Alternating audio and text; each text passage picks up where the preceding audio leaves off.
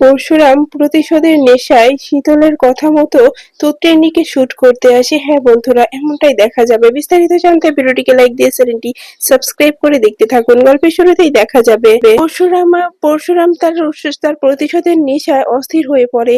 তার সব থেকে ঘনিষ্ঠজনকেই শুট করে দেয়। তখনই শীতল এসে বলে, তুমি কি করছো? এসব এসব করো না শিবপ্রসাদ, এসব কেন করছো তুমি? তখনই শিবপ্রসাদ বলে ওঠে যে শীতল, আমাকে যারা এই অবস্থা করেছে তাদের কাউকেই আমি ছাড়বো না, তাদের কাউকেই ছাড়বো না, একে একে তাকে শাস্তি দেব। তখনই শীতল বলে, তুমি তুমি যদি শাস্তি তোমার দিতেই হয় তাহলে তুমি তোমার বউ তটিনীকে দাও, কারণ সে তোমাকে আমার সামনে শুট করেছে। তখনই পরশুরাম বলে, আমি মানতে পারছি না যে তটিনী আমাকে শুট করতে পারে। আমি কি ক্ষতি করেছিলাম তটিনীর কাছে যে তটিনী এরকম আমার সঙ্গে করলো?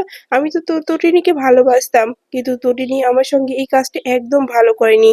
তখনই শীতল বলে, যদি তুমি বেঁচে থাকো তাহলে তটিনী তোমাকে আবার মারবে, আর তুমি যে কাজের জন্য তুমি এত তোমার নাম ডাক যশ, তুমি পরশুরাম, তো তুমি এই স্পেশাল ব্রাঞ্চে থেকে এসেছো, তাই তোমাকে মারতেই হবে তটিনীকে, নাহলে নাহলে তটিনী আবার এরকম কিছু করতে পারে। তখনই দেখা যায় যে পরশুরাম বলে, আমি কি করে মারবো শীতল? শীতল, আমি মারতে পারবো না, কারণ আমি তো তটিনীকে ভালোবাসতাম, খুব ভালোবাসতাম। আমাদের মধ্যে তো কোনো দূরত্ব, কোনো ঝামেলা ছিল না, তাহলে কেন তটিনী আমার সঙ্গে এটা করলো? তখনই শীতল বলে যে তোমাকে আজকে নিজের জন্য হোক, নিজের বাচ্চাদের জন্য হোক, তটিনীকে মারতেই হবে। যদি না মারো তাহলে তুমি তোমার বাচ্চাদেরকে পাবে না, তোমার বাচ্চাদেরকে তোমার থেকে দূরে নিয়ে যাবে। তখনই পরশুরাম মনে মনে বলে, আমি কি করব এখন? তটিনী কি সত্যিই অপরাধী করেছে? তাহলে কি তটিনীকে আমি সত্যিই মেরে দেব? আমি বুঝতে পারছি না আমার কি করা উচিত। কিন্তু তটিনী, তুমি এটা কেন করলে আমার সঙ্গে? কোন অপরাধে করলে তটিনী? তটিনী, তোমার জন্য তো আমার আমার মনে যথেষ্ট ভালোবাসা ছিল, আমি তোমাকে যথেষ্ট ভালোবাসতাম তটিনী, তাহলে এটা কেন করলে তুমি? এরকমটা কেন করতে পারলে তুমি? তুমি এমনটা কেন করলে তটিনী? এরপরে দেখা যায় অন্যদিকে তটিনীর এ রাতের ফোনটা দেখে খুবই অস্থির হয়ে পড়ে আর বলে, এত রাতে কে ফোন করেছিল? আমি কিছুই জানি না, কিসের ইঙ্গিত পাচ্ছি আমি? তাহলে কে ফোন করেছিল? আবার আমার বর ফোন করেনি তো? না না, ও হলে তো আমার সঙ্গে কথা বলবে, আর কথা বলবেই কি করে? ও তো জানে যে আমি ওকে শুট করেছি। আমি কি করে বোঝাবো যে আমি ওকে মারতে পারি না, আমি ওকে ভালোবাসি, ওকে প্রচুর প্রচুর ভালোবাসি। আমি তো ওখানে গিয়েছিলাম ওকে বাঁচাতে, তাহলে আমি কি করে এখন সেটা প্রমাণ করতে পারবো? এই ক্ষতিটা করে কি লাভ পেলো ওরা? আমার বরকে আমার কাছ থেকে কেড়ে নিল, এখন সে যদি বেঁচেও থাকে তাও আমার সামনে আর আসবে না, সে আসতে চাইবে না, কারণ সে ভাবছে যে আমি তাকে মেরেছি, কিন্তু আমি তো তাকে মারতে পারি না। আমি খুব খুব ভালোবাসি, খুব ভালোবাসি তোমাকে, তুমি আমাকে ভুল বোঝো না। এই বলে তটিনী কান্নায় ভেঙে পড়লে তখনই পিকু লাড্ডু উঠে বলে, মামি, মামি কি হয়েছে তোমার? মামি, মামি তুমি কান্না করছো কেন? তখনই তটিনী বলে যে, কি বলবো আমি তোমাদেরকে, আমার কিচ্ছু বলার নেই। তখনই দেখা যায় যে লাড্ডু বলে, মামি কি হয়েছে? পা এসেছে? মামি বলো না কেন? তখনই দেখা যায় যে তটিনী বলে, না না লাড্ডু, পিকু তোমাদের পা আসেনি, তোমাদের পাকে আমি এখনো খুঁজে পাইনি। তখনই লাড্ডু বলে, তাহলে কি সত্যি মামি তুমি পাকে মেরে ফেলেছো? বলো না মামি। তখনই দেখা যায় তটিনী বলে, লাড্ডু, পিকু, আমি তোমাদের পাকে মারতে পারি না, কি করে তোমাদের পাকে মারবো বলো? এটা এটা কি করে হয়েছে আমি কিছুই বুঝতে পারছি না। কোথায় তোমার পা আছে আমি তাও জানি না। আমাকে একটু বিশ্বাস করো, আমি একদিন তোমাদের পাকে তোমাদের কাছে ফিরিয়ে আনবো। তখনই দেখা যায় যে পিকু বলে, সত্যি বলছো মাম্মি? আমাদের পাকে তুমি এনে দেবে আমাদের কাছে? তখনই টুনটুনি বলে, হ্যাঁ হ্যাঁ পিকু, আমি তোমাকে বলছি, তোমাদের পাকে ঠিক এনে দেব, তোমাদের পার কিচ্ছু হয়নি, কিছু হতে পারে না। তখনই লাড্ডু বলে, সত্যি বলছো মাম্মি? পা ফিরে আসবে তো? তখনই টুটিনি বলে, হ্যাঁ হ্যাঁ ফিরে আসবে। এই বললে তটিনীকে জড়িয়ে ধরে পিকু আর লাড্ডু আর বলে, মাম্মি, মাম্মি আমাদের পাকে ছাড়া আর কিচ্ছু চাই না, আমাদের কাছে আমাদের মাম্মি সবকিছু। আমাদের মাম্মিকে ফিরিয়ে এনে পাকে ফিরিয়ে এনে দিলে আমরা আবার আগের মতো হয়ে যাব, আমরা আগের মতো মজা করব, আনন্দ করব, বলো মাম্মি? তখনই তটিনী বলে, হ্যাঁ ঠিক বলেছো, লাড্ডু তোমাদের পা ঠিক চলে আসবে। এরপরে অন্যদিকে দেখা যায় বাবিন গিয়ে ভিজিতের সঙ্গে কথা বলে আর বলে যে, এই যে মিস্টার ভিজিতে লাহিড়ী, আমার কেন জানি মনে হচ্ছে যে যে পরশুরাম আবার বেঁচে নেই তো। তখনই দেখা যায় ভিজিত বলে, পরশুরাম আর বেঁচে থাকবে কি করে? তাকে তো গঙ্গার জলে ভাসিয়ে দেওয়া হয়েছে, সে আর বেঁচে নেই, তুমি নিশ্চিন্তে থাকতে পারো বাবিন। তখনই বাবিন বলে, আমার কেন জানি মনে হচ্ছে যে ঠিক পরশুরাম ফিরে আসবে, আর এবার যদি পরশুরাম ফিরে আসে তাহলে কি হতে পারে বুঝতে বুঝতে পারছেনই তো। তখনই দেখা যায় যে তখনই ভিজিতের লাহিড়ী বলে ওঠে, কিছু হবে না, যদি পরশুরাম ফিরে আসে তাহলে সে ভাববে যে তাকে শুট করেছে তটিনী, তাই যা কিছু হবে তটিনীর উপর দিয়েই যাবে, আমাদের কিচ্ছু হবে না। তখনই বাবিন বলে, তটিনী যে শুট করতে পারে এটা বিশ্বাস করবে তো পরশুরাম? তখনই তখনই ভিজিতের লাহিড়ী বলে ওঠে, হ্যাঁ, আমি নিজে দেখিয়ে দিয়েছি পরশুরামকে যে তটিনীই শুটটা করেছিল, তাই আমরা নিশ্চিন্তেই থাকতে পারি। এরপরেই দেখা যায় তখনই বাবিন বলে, এবার যদি পরশুরাম ফিরে আসে তাহলে ওকে আর সবার সামনে আসতে দেব না, একেবারে শেষ করে দেব। কি ভেবেছে ওরা এভাবে সবকিছু খেলা ঘুরিয়ে দেবে? কিছুতেই পারবে না। অন্যদিকে তটিনী মনে মনে বলতে থাকে যে আমাকে যেখান থেকে হোক আর যেভাবে হোক আমি আমার বরকে খুঁজে বের করবই। আমার বরের কিছু হতে পারে না। আমার মন বলছে আমার বর ভালো আছে, আমার বর যেখানেই আছে ভালো আছে। আমার বরকে তো আমাকে খুঁজে বের করতে হবে। আমার বর কোথাও যেতে পারে না, আমার বর আমার কাছে ফিরে আসতেই হবে। কোথায় খুঁজবো ওকে? কোথায় খুঁজবো? ওকে শুনছি যে গঙ্গার জলে ভাসিয়ে দিয়েছে, তাহলে কি গঙ্গার পাড়ে গিয়ে খুঁজবো? না না, সেটা কি করে সম্ভব? এতদিন তো আর গঙ্গার পাড়ে থাকলে আর বেঁচে থাকবে না। কেউ কি উঠিয়ে নিয়ে গেছে আমার বরকে? আমাকে জানতে হবে। আমার বরের কিছু হতে পারে না, আমার বরের কিছু হলে আমি বাঁচতে পারবো না। আমার জীবনে আমার বরই আমার কাছে সবকিছু। কিন্তু এটা কেন করলে ঠাকুর? কেন আমার কাছ থেকে আমার বরকে কেড়ে নিয়েছো? আমার বরকে আমার কাছে ফিরিয়ে দাও। আমি আমার বাচ্চাদের কাছে দাঁড়াতে পারছি না, বাচ্চাদের চোখে চোখ রাখতে পারছি না, বাচ্চারা শুধু কান্না করছে ওদের পায়ের জন্য।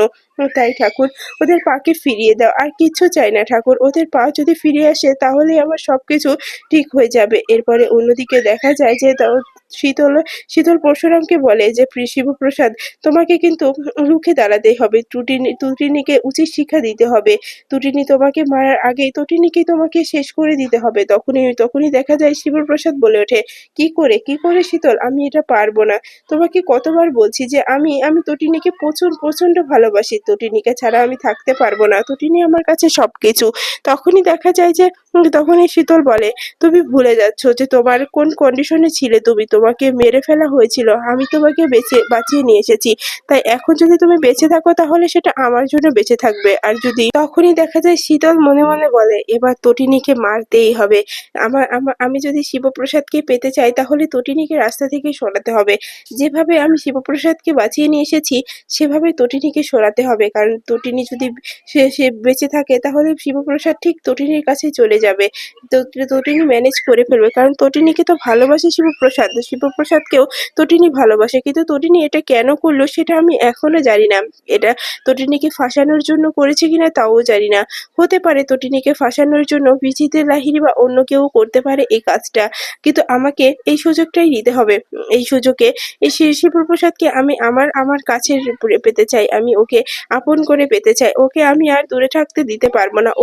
ও শুধু আমার কাছেই থাকবে। অন্য কোথাও যেতে পারে না ও। ও আমার ছিল, আমারই থাকবে। কারণ আমি অনেক বছর আগে থেকে আমি শিবপ্রসাদকে ভালোবাসি। তাই এই ভালোবাসাটিকে জয় করার জন্য টুটিনিকে শেষ হতেই হবে। পরের দিন সকাল সকাল শিবপ্রসাদকে রেডি করে দেয় শীতল, আর বলে, এবার আজকে আমাদের দ্বিতীয় টার্গেট হবে তটিনী। তখনই দেখা যায় যে শিবপ্রসাদের হাতে কাঁপতে থাকে, আর তখনই শীতল বলে, এরকম করছো কেন তুমি? এরকম করো না। তো তখনই শিবপ্রসাদ বলে যে, না শীতল, আমি পারবো না এটা। তখনই শীতল বলে, তটিনী যদি তোমাকে শুট করতে পারে তাহলে তুমি কেন পারবে না? শিবপ্রসাদ, তোমাকে করতে হবে। তোমাকে প্রতিশোধ নিতে হবে। তোমার কি অবস্থা করেছিল তটিনী সেটা কি তুমি ভুলে গেছো? তোমাকে এই জন্য লুকিয়ে দাঁড়াতে হবে। তখনই দেখা যায় যে শিবপ্রসাদ রেগে বলে, হ্যাঁ, তুমি একদম ঠিক বলেছো। কি ঠিক বলেছো শীতল? আমাকে লুকিয়ে দাঁড়াতেই হবে। আমি নিজে শাস্তি দেবো তটিনীকে। ওর বাঁচার কোনো অধিকার নেই। ওকে আমি পুরোপুরি শেষ করে ফেলবো। ও কি ভেবেছে এভাবে সবকিছু শেষ করা যাবে? না, কিছুতেই এভাবে সবকিছু শেষ করা যাবে না।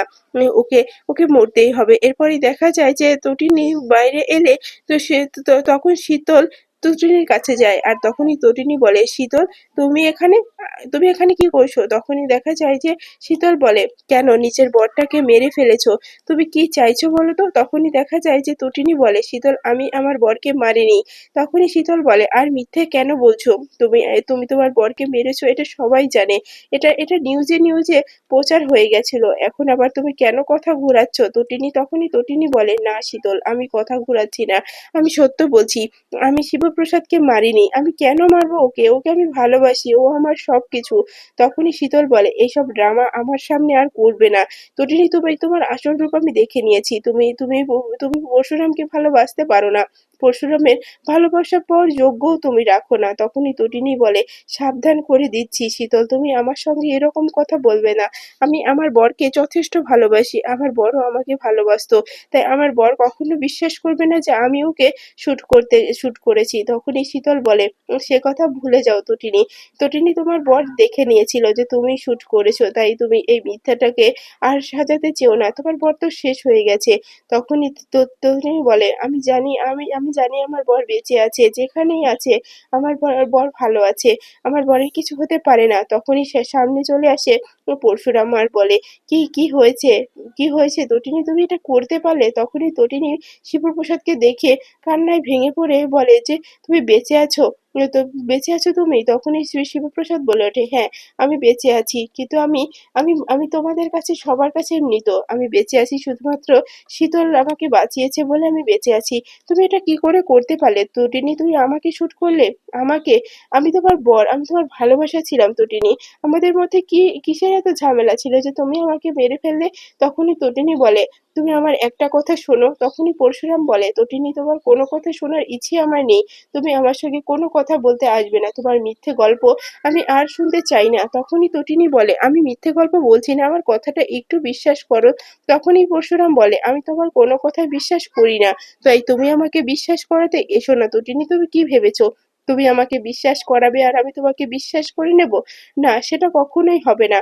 তখনই দেখা যায় যে তখনই তটিনীর দিকে বন্দুক তাক করে পরশুরাম আর বলে, এই পরশুরামকে হারানোর মতো কারো সাধ্য নেই তটিনী, তুমি নিজের স্বার্থ সিদ্ধির জন্য তুমি আমাকে শুট করতে চেয়েছিলে তটিনী, এটা তুমি কি করে করতে পারলে? তখনই তটিনী পরশুরামের এই অবস্থা দেখে কান্নায় চোখে জল চলে আসে। আর তখনই দেখা যায় যে তটিনী বলে, তুমি যদি আমাকে শুট করে দিতে পারো তাহলে দাও, আমি তোমাকে আটকাবো না, আমি এমনিতেই মৃত, তো আমি বেঁচে থেকেই মরার মতো জীবনযাপন করছিলাম, এখন যদি তুমি আমাকে মেরে তুমি নিজে শান্তিতে থাকতে পারো তাহলে তাই করো। আমি এই যন্ত্রণা নিয়ে আমি বাঁচতে চাই না, কারণ আমি আমি তোমার কাছে, পুরো সমাজের কাছে আমি এখন দোষী, আমি তোমাকে মেরেছি এটা প্রমাণিত হয়েছে, কিন্তু একটা কথা মনে রেখো, যেটা সামনে চোখে দেখা যায় সেটা সবসময় সত্য হয় না, তার একমাত্র সাক্ষী হলো আমি, কারণ কারণ আমি সেদিন শুট করিনি, আমার পিছন থেকে কেউ কেউ এটা করে দিয়েছে, কিন্তু বন্দুক আমি তাক করেছিলাম, আমাকে ফোন করা হয়েছিল যে তুমি অনেক বিপদে আছো, সেটা আমি আমার নিজের মায়ের মায়ের কাছে বলে তোমাকে বাঁচানোর উদ্দেশ্যে গিয়েছিলাম, কারণ সেদিন মাদার্স ডে ছিল। তো সেই উৎসবের পরে আমি যখন ওখানে যাই তখন দেখি যে তুমি ভিজেদের সঙ্গে তোমার মারপিট চলছে, তখন ভিজিটের দিকে বন্দুক তাক করলে ভিজিট যখন সরে গিয়ে তোমাকে সামনে নিয়ে আসে, কিন্তু গুলিটা তবুও আমি চালাইনি, গুলিটা অন্য কেউ চালিয়ে দিয়েছে, কিন্তু কে চালিয়ে দিয়েছে সেটা আমি জানি না, আমাকে খুঁজে বের করতেই হবে। তখনই দেখা যায় যে পরশুরাম বলে ওঠে, তোমার এই মিথ্যে গল্প আর শুনতে চাই না আমি, আর কত মিথ্যে বলবে তটিনী? তখনই তটিনী বলছে যে, আমি কোনো মিথ্যে বলিনি, আমি যা বলছি সত্য বলছি, তুমি যে আমাকে বিশ্বাস করবে না সেটা আমি জানি। তখনই দেখা যায় যে পরশুরাম বলে, আমি কি করে বিশ্বাস করব তটিনী, আমি নিজের চোখে অবিশ্বাস কি করে করব? তখনই তটিনী বলে, আমি জানি তুমি যেটা দেখেছো, তারপরে আমাকে বিশ্বাস করা তোমার তোমার কোনো কোনো কিছু নেই। এরপরে দেখা যায় শীতল বলে যে, কি হয়েছে শিবপ্রসাদ, তুমি থেমে আছো কেন, তুমি শুট করে দাও, এত কথা তো শোনার কোনো প্রয়োজন নেই, কেন শুনছো? ও তোমাকে যখন শুট করেছিল তখন কি তোমার কোনো কথা শুনেছিল, কোনো কথা বলার সুযোগ দিয়েছিল, তাহলে তুমি কেন দিচ্ছ? তখনই দেখা যায় তটিনী বলে, আমাদের বাচ্চারা কিন্তু এখনো তোমার অপেক্ষা করছে। তখনই শিবপ্রসাদ বলে, তটিনী, আমি তোমার মুখ থেকে আমাকে নিয়ে কোনো কথা শুনতে চাই না। তুমি কি ভেবেছো এভাবে সবকিছু শেষ করা যাবে, এভাবে সবকিছু মুছে ফেলা যাবে না তটিনী, কিচ্ছু মুছে ফেলা যাবে না, তুমি যে অন্যায়টা করেছো তার শাস্তি তুমি ঠিক পাবে তটিনী। এরপরে তটিনী বলে, তুমি একবার বিশ্বাস করো শিবপ্রসাদ, আমি তোমাকে মারিনি, এটা আমাদের বিরুদ্ধে চক্রান্ত হয়েছে, আর এটা করেছে মহিতোষ মজুমদার। মজুমদার। তখনই দেখা যায় যে পরশুরাম বলে, আর কত নামবে? বস আমাকে মারতে পারে না। তুমি কি আমাকে ভুল বুঝাচ্ছ? তখনই বলে, আমি ভুল বুঝাচ্ছি না। তোমার যদি আমার কথা বিশ্বাস না হয়ে থাকে, তুমি আমাকে মারার পরে তুমি তোমার বন্ধু বলরামকে জিজ্ঞাসা করো। বলরাম দা হয়তো কিছু একটা জানতে পারে। তখনই দেখা যায় যে পরশুরাম বলে, কি যাতা বলছো তটিনী? তখনই তটিনী বলে, হ্যাঁ, বলরাম দার সঙ্গে আমার কথা হয়েছিল। বলরাম দা বলরাম দা এখনো আমাকে বিশ্বাস করে। আমি তাকে বলেছিলাম। কিন্তু যেদিনকে তোমার মৃত খবর আসে সেদিনকেই ওই মহিতুষ মজুমদারের প্রমোশন হয়ে যায়। এরপরেই দেখা যায় যে সে শক খেয়ে যায় পরশুরাম আর মনে মনে বলে যে তটিনী যা বলছে এটা সত্য। আমি আর কত বিশ্বাস করব তটিনীকে? যতবার বিশ্বাস করেছি ততবার হেরে গেছি তটিনীকে। তটিনী কি সত্যি কথা বলছে? না, তটিনীর কথা আমি এখন আর বিশ্বাস করতে পারবো না। এই বলে তটিনীর দিকে আবারও বন্দুক তাক করে পরশুরাম। তখনই তটিনী হাসতে হাসতে বলে, তুমি আমাকে মেরে ফেলে আমি হাসতে হাসতে সেই মৃত্যুবরণ করে ফেলবো। তুমি আমাকে মেরে ফেলো, তবুও আমি স্বীকার করবো না যে আমি তোমাকে মেরেছি, কারণ আমি তোমাকে মারিনি। আমি সত্যি বলছি। এরপরে দেখা যায় যে তখনই শুট করে দেয় পরশুরাম তটিনীকে। তখনই তটিনী নিচে পড়ে যায়। তখনই পরশুরাম বলে যে, তটিনী এখনো সময় আছে, সত্যটা বলো। তখনই তটিনী বলে, আমি মৃত্যু যাত্রী। আমি এখনো বলছি আমি বন্ধুকে গুলি করিনি। হ্যাঁ, আমি বন্ধুকে গুলি করিনি। বন্দুকটা তাক করেছিলাম, কিন্তু আমি গুলিটা চালাইনি। কথাটা শুনেই তখনই পরশুরাম মনে মনে বলে, তাহলে কি আমি ভুল করে ফেললাম? তটিনী এই কাজটা করেনি। তটিনীকে কেউ কি ফাঁসাতে চেয়েছে? এরপরে দেখা যায় সেখানে বলরাম চলে আসে আর বলরাম এসে বলে, পরশুরাম দা তুমি বেঁচে আছো? তখনই পরশুরাম বলে, হ্যাঁ বলরাম, আমি বেঁচে আছি, কিন্তু আমার যে অবস্থা করেছে তাকে আমি শেষ করে দিয়েছি। তখনই বলরাম বলে, এটা কি করেছো তুমি? এটা কেন করেছো তুমি? এটা একদম ঠিক করনি। এর কারণ তটিনী বৌদি এই কাজ করতে পারে এটা আমার মনে হয় না। তোমার মৃত্যুর খবর শুনে সব থেকে বেশি যদি কেউ কেঁদে থাকে সেটা বৌদি কেঁদেছিল। বৌদির মাথায় কাজ করছিল না, কাকে কি বলছিল, কাকে কি করছিল কিছু বুঝতে পারছিল না। মেয়েটা একেবারে ভেঙে পড়েছিল। তখনই দেখা যায় যে পরশুরাম বলে, কি বলছো বলরাম? তখনই বলরাম বলে, হ্যাঁ আমি ঠিক বলছি, একদম ঠিক কাজ করনি তুমি। এরপরেই দেখা যায় যে তখনই শিবপ্রসাদ তটিনীকে কোলে নিয়ে সে হসপিটালের দিকে যেতে থাকে। তখনই দেখা যায় যে শীতল বলে যে, পরশুরাম তুমি অন্যায় করছো, এই মেয়েটাই তোমাকে শুট করেছিল। তখনই পরশুরাম বলে যে, শীতল এখন আমি কোনো কথাই শুনতে চাই না। আগে ওকে সুস্থ করবো, তারপরে আমি নিজেই এই সবকিছু তদন্ত করব, তারপরে আমি সিদ্ধান্ত নেব যে দোষীটা কে, তাকে আমি শাস্তি দেব। তখনই শীতল মনে মনে বলে, এত ভালো করে খেলাটাকে সাজালাম, তাও এটা এটা আমার বিরুদ্ধে চলে গেল। আমি এটা কিছুতেই মেনে নিতে পারছি না।